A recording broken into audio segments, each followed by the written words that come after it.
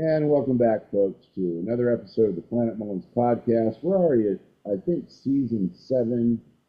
I've done more than 70 of these interviews that I started back in COVID times, and I didn't enjoy any of them. No, I'm just kidding. But today I've got a saxophone player, composer, very determined fellow, who has great groove in his music, and we're going to get a chance to chat with him about his new record and his Grammy balloted single 7 Hours. Say hello to Michael Cates, everybody. Hey Rob, Hey, Cates, what's happening? it's an honor to be on with you. As you know, I go back to being your fan a long time. Well, I know, man. It's always nice when people remember the good old days of contemporary jazz radio and the wild west of the 80s where people would actually like go outdoors and have fun and talk to each other and do randomly crazy things like meet up for a pickup game of basketball without any worry and let their kids walk to school. It seems like a long time ago, doesn't it? It's a long time ago, but it was probably the greatest time to be a musician. You know, Well, I think since you and I have been working on studio tracks now for almost a couple of years, I think that's been a common theme in the music that we're working on because I often say this to my students and other people, and you mentioned it just now. From about 1920 until current day has been the most prolific, amazing period of recorded music ever in history. It's unbelievable what we have access to, right? yeah, there couldn't be, we couldn't have dreamed of this. We may have thought about some things that are happening, but we couldn't have dreamed of what we do today. No, I mean, just the miniaturization of everything. I remember my grandma on my mom's side, when she turned 100, she said, we didn't have phones, we didn't have cars, we didn't have airplanes. Yeah, And I was like, how did you live? Well, we walked to church, you absolutely. know, and we made the macaroni and cheese and the chicken fried steak, and that's how we got by. But now, I think the technology has worked to your advantage and to mine in that we can kind of work with anybody that we want via Zoom and recording software, and that's how you and I have done so far all of our collaborations, right? Yeah, that's the way we've been doing it, and it's worked out very, very good. But we So got to get in a real studio someday. I know it's crazy to have played on so many of your things and to talk to you so many times on the phone and become friends the past couple of years, and this is the first time we've ever met face to face, which is kind of cool. Well, maybe we'll have another 3 or 4 gigs that we can keep that don't get canceled 3 days before, right? Well, yeah, I mean, we had that thing at the Thousand Oaks Performing Arts Center set up. It was supposed to be in August. What happened to that? So the promoter, who's a real nice guy, I mean, I have no problem with him whatsoever. Mhm. But he told me that there was some, I don't know, political issues. There was something in the air, so to speak, and that the ticket prices were fine, and there was nothing wrong with sales, but people weren't coming out, and there was 160 canceled shows for that weekend of August of Night. that that particular weekend. Yeah, I remember our gig was on August 9th Mhm. because we had the airline tickets booked. But you know what, man? This cancellation stuff with shows, it's running rampant. And now that this Charlie Kirk thing happened, I see a lot of people that are even just comedians that are just saying, no, I'm not going to fly anywhere. I'm not going to do any comedy outdoors or festivals or whatever because sadly it's just getting dangerous to be a freaking citizen in America, man. I think it's crazy. Yeah, it's not exactly a great time to speak your mind, you know. I mean, even if you're doing it comedically, you know, you might catch a bullet. All right. Well, hopefully we can translate it into a number 10 with a bullet. Yeah. That'd be great. All the way to the top. I mean, now, one of the things that impresses me about you is, well, there's a lot of them, we'll get into them, but one of them is that you have a really, for a jazz guy, you have a really big Instagram following, over 20,000 followers on Instagram. And then, as we started talking about submitting your 77 hours track for Grammy consideration, I was looking over all your web stuff and I saw your Instagram with all these people. And typically, most of the jazz guys I know, they'll have like 150 people.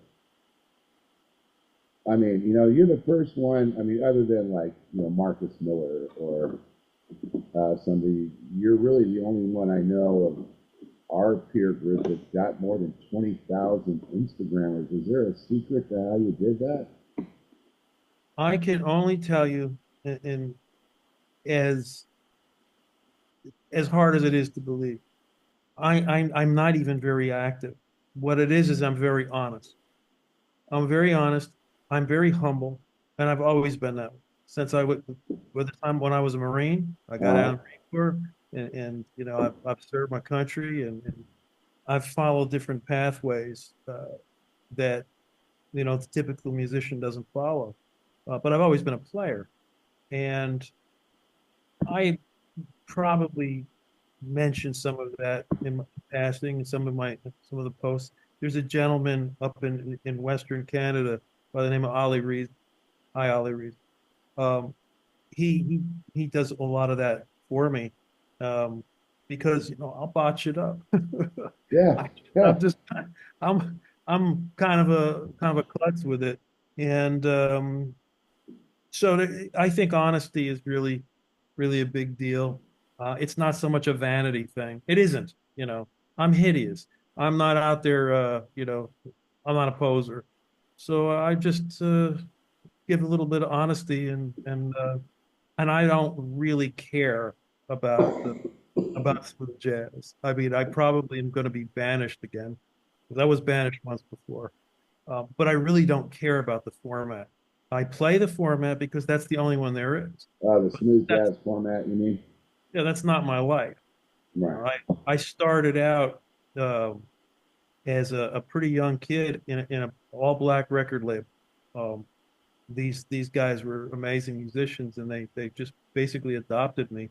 And I kind of grew up in the funk and gospel and blues and rock and R&B era. Uh, and I think it emanates, in my compositions more so than anything else. I can play bop all day long. I don't want to play bop all day long.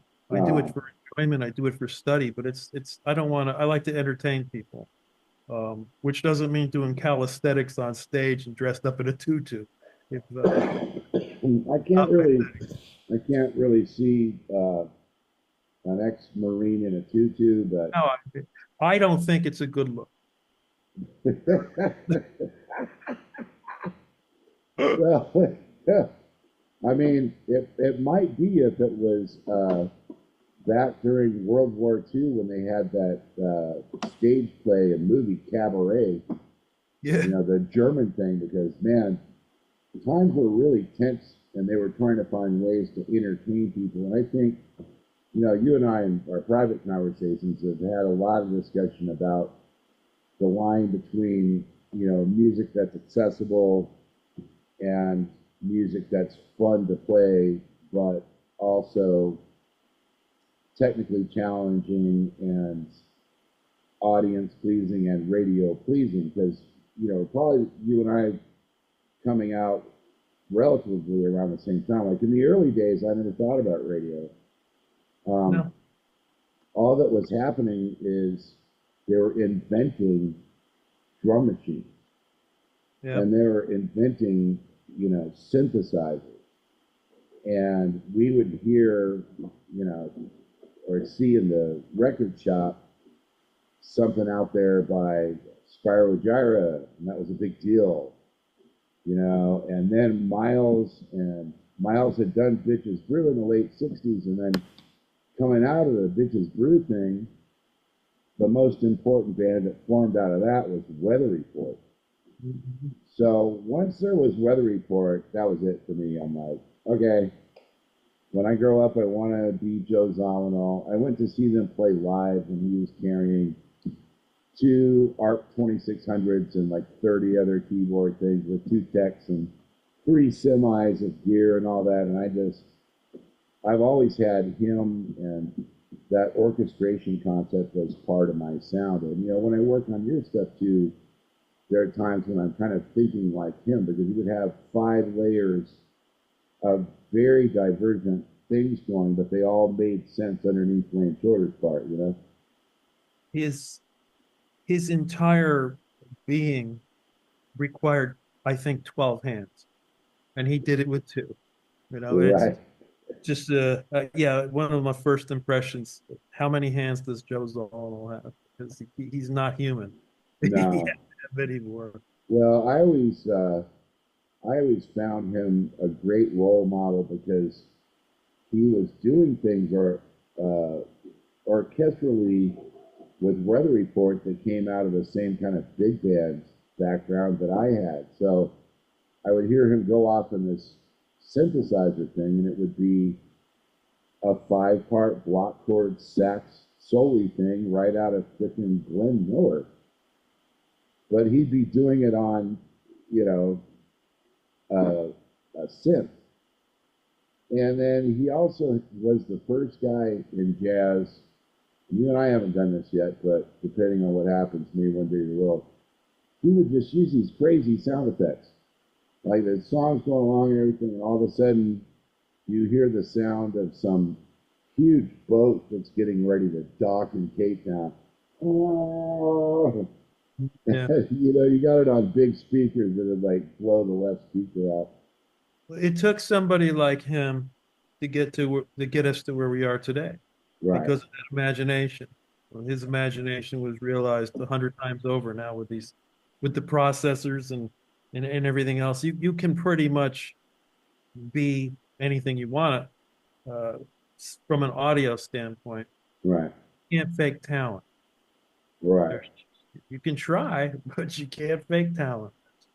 So one of the things that I've noticed that I like about the stuff that you send me to work on is you play all the instruments on quite a few of your demos, and often I can't tell the difference between like a great LA session drummer and you noodling around on your computer keyboard because you're very good at this groovy aspect of the team.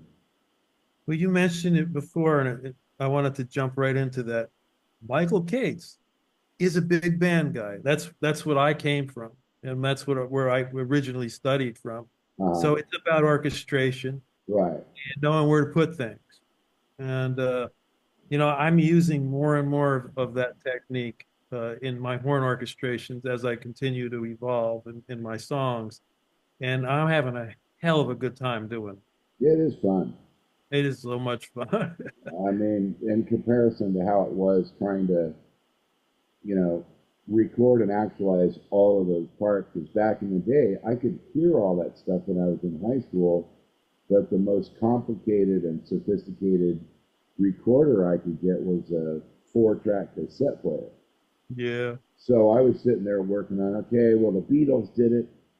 How many times am I going to have to bounce this down in order to get all these parts on there, And it went from that to the 8 tracks and everything. And now it's almost crazy because we've got unlimited tracks, we have unlimited numbers of instruments, and maybe it was during COVID. I think it was towards the end of COVID that you and I met through the bass player Larry Antonino, who's Yeah. Yeah.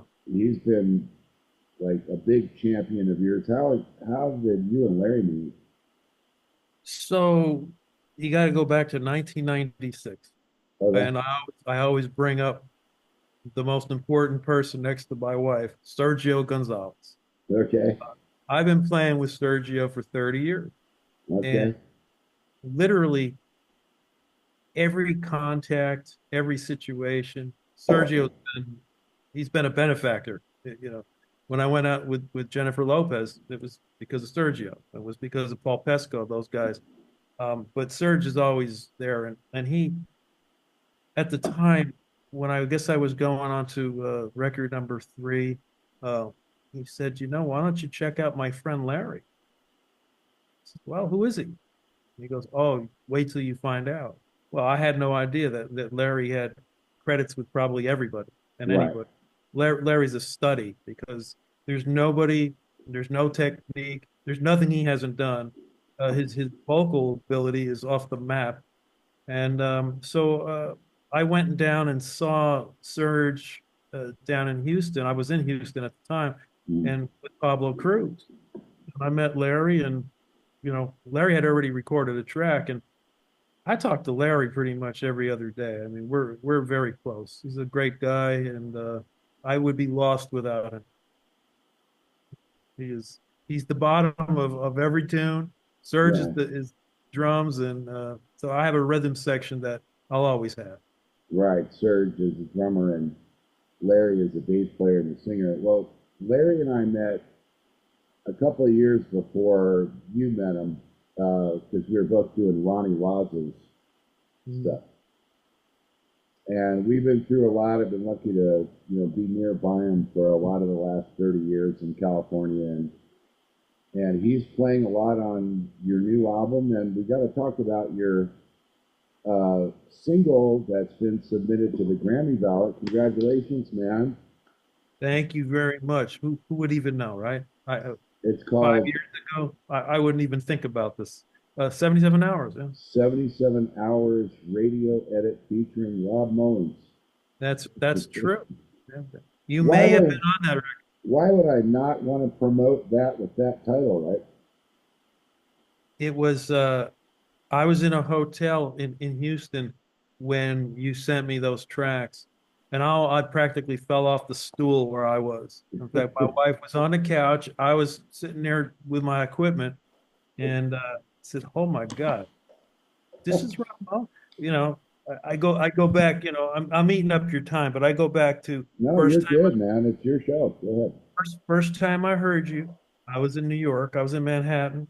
Um, and I think it was probably 80. I think it was 88. And I hear Chick Corea as usual, just killing it on WQCD, CD 101.9. Oh yeah. Back when the music was NAC music, it Right. was a little bit of everything. Mhm. And my buddy was in the vehicle, and he was a big Chick fan. He goes, "Yeah, Chick's fantastic. Listen to the way he's playing around this tune." And I wanted to hear what the name of the tune was, and the name of the tune was Rob Mullins. It was. I said, "Who?" It was Rob Mullins. And from that point forward, I went out and bought your records, and I've always been a fan. Nice. And I was playing at one of the clubs you were playing in Huntington Beach, and I would at over at Kikoya when you were playing over there with Oh Tony. really? Oh Yeah, wow. Uh-huh. and I would come to eat because I'd want to listen. And so yeah, I never approached the stage like a dumb groupie because I was a fan first.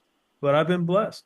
I would never even imagine that we'd be playing together. Well, yeah. Well, it's always fun for me, and we had the 30-year Kikuyu reunion last year Yeah. in Costa Mesa, and that was really fun. It was at a place called Campus Jacks, and all of the waitresses except for one came. And of course, being in the band, those were our closest friends, were the wait staff. Mhm. They all looked fantastic 30 years later. Like, that's They all were the. they were very nice people. I played there, I think, 3 times, and uh, I always enjoyed it. I've got an elderly aunt and some other relatives in Huntington Beach oh, there, and nice. they'd all come out, and the first time because I have a very strange family background.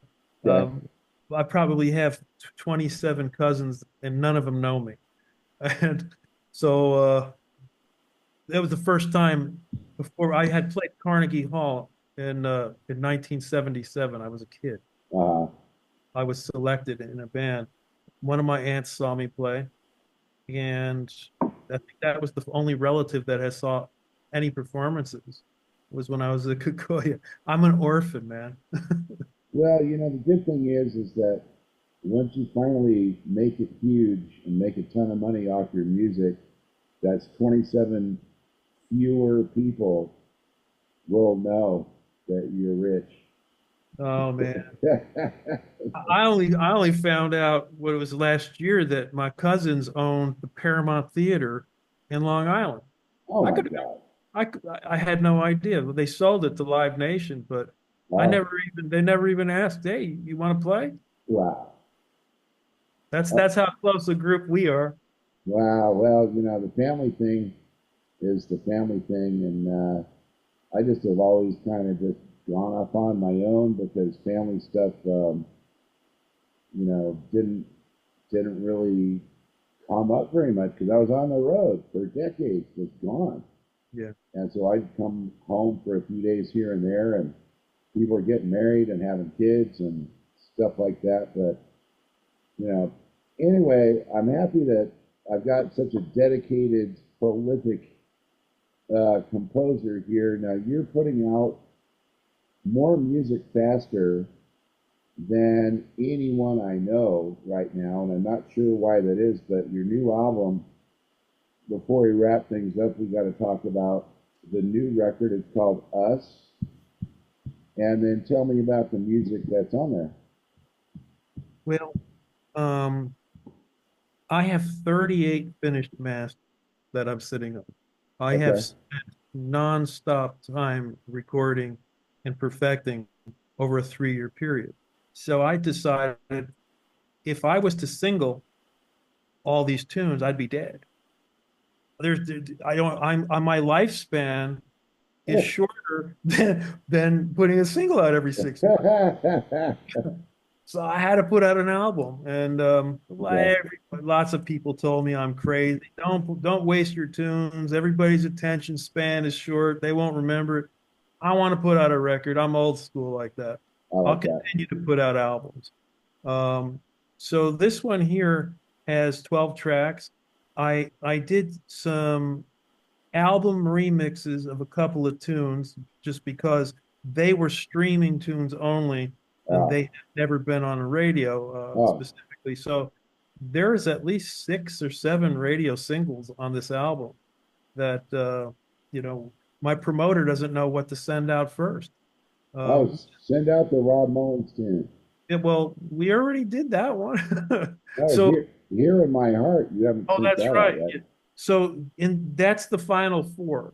There's and I believe that one's set for Here in My Heart, I believe is set for April 26th. Not until next April. Yep. Yeah, Oh, wow. because we're going November and then we have to run that one after the holidays and it re-picks up again and then we take the April date. And then there'll be another one in I believe in June or July. Oh, So wow. that's how that works. I got to Which adjust the calendar because I told people I thought it was coming out in November. Well, if I had to, if I had to swear on a Bible right now, I couldn't tell you what our single's going to be because as of last night, he still hasn't confirmed which one's going to be the single. So it could be. Even I don't know because I don't have the authority to tell him, "Hey, I want this one." 'Cause they're Right. gonna pick the one they think is going to be the most successful for the campaign. Right. Well, just as we wrap up here, how hard is it? I mean, you're obviously putting a lot of effort, a lot of work into being, radio-oriented jazz, rock, fusion composer guy. How realistic is it to make money doing this these days in 2025? Well, the one thing that's interesting is everybody and their uncle told me you got to be on Sirius XM. If you're not on Sirius XM, you're never going to make any money. Okay. Well, that's bull crap. Hmm. So it's about playlisting. If you get the right playlist, you'll make more money than you do on Sirius XM. Huh. And so I spent a lot of time. making sure that all the playlisters get my material. And Wow. I cultivate that relationship. And I have, as you know, because you've called me many times, hey, did you know you charted in this country and that country? It's like, yeah, as a matter of fact, I do. And You're right. that's because of the playlists. Um, Oh, so it's very powerful, and you need to do that. And then Sirius XM, you do make a nice hunk of money off of that, but it's not the only game in town. okay. But All yes, right. you can make money in this business. Okay. Well, there you have it, folks. My first conversation with the versatile, motivated, handsome, and talented Michael Cates. Oh, are Mike, you? thanks so much for coming on today, and good luck on your best instrumental composition bid. The voting is going to start next week on October 3rd, and I've seen a few promos out there now, and then I think it is the 13th, Wednesday, let me look there. October, yeah, it is October 15th is when they close first round Grammy balloting. So any of you voting members that follow my podcast and stuff, check out Michael Cates for Best Instrumental Composition. And pleasure to meet you, sir. And I'll be You seeing too. you online. Any I final wanted to words? I wanted to make sure I thanked you for allowing me to see Planet Mullins with Yeah, my own. yeah. It's It's a very always it's always fun, man. And I was happy to make a friend that I've got a similar kind of mindset and vibe to work with. And you certainly are a treat to the whole industry. So salute to you, man. all right, my friend. We'll see you soon. Okay, everybody, that's another episode of Planet Moans podcast. We'll see you on the next one. Bye bye now.